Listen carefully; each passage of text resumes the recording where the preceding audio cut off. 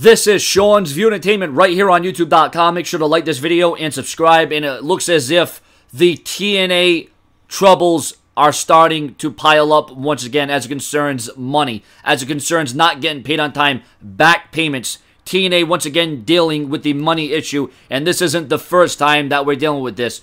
PW Insider, as seen on WrestlingInc.com, credit source goes to them.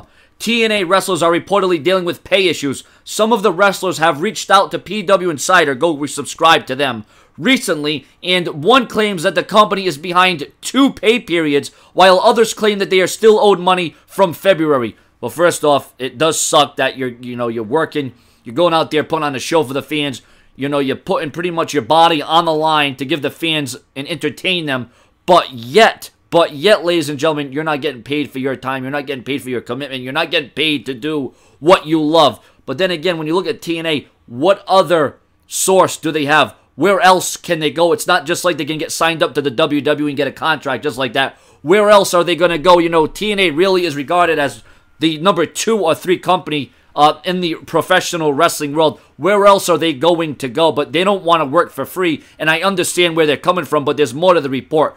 Due to TNA not having live events booked for the talents, the pay issues have become a source of aggravation, as well it should be, because I would be aggravated, as the talents work to make up their income on the indies. Yes, they can go to the indies, but you would think that the pay would be more significant with TNA, but maybe at this rate, maybe the indies are paying these guys more times, but the thing is, you don't get more indie dates than what TNA does on a live broadcast basis because they are on Destination America.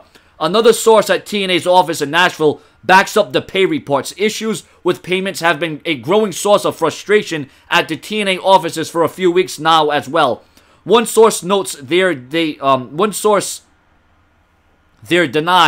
that the company is behind 2 pay periods, but did admit that they are behind on cutting checks to wrestlers. Apparently, it's something officials have been trying to get under control this past week, but obviously this is a growing problem, and it does add to the aggravation and the frustration and the stress, because if you're not getting paid, you're going out there, you're putting your body on the line, and you can't support your family, you can't put food on the table. That is a big deal, and you got to wonder, what about TNA's future? What about the TNA's potential to grow and stay on Destination America?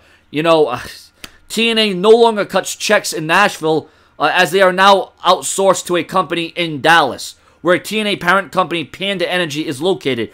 To add to that, Panda recently moved their offices, and while that was going on, the department handling TNA checks completely shut down.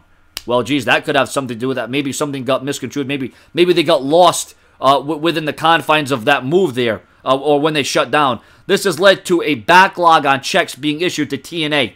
Another source is that TNA taped so many one-night-only pay-per-view events with outside talents in Orlando during the last set of tapings.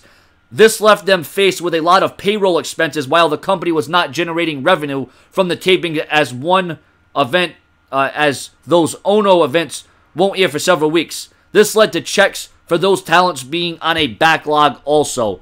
Well, this is not good. I mean, TNA's been having problems with not only their ratings, not only money, not only checks, talents leaving, talents just getting contracts on a handshake.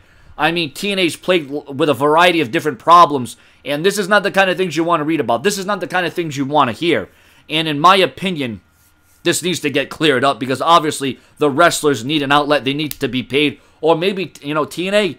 Are the wrestlers just going to leave and say, well, I'll just go to the indies and I'll get paid more money? At least I get guaranteed money. Although sometimes the indies can screw you. Sometimes they say, oh, we'll sign you up for $400, $500, and then all of a sudden you don't get paid, or you don't get what you were expecting. And I don't know if this is just as much a problem with TNA, or the fact that one of the companies was shut down. The department handling TNA checks completely shut down. So that could definitely play a major part in this. Or is it that TNA just doesn't have the money? They don't have the means.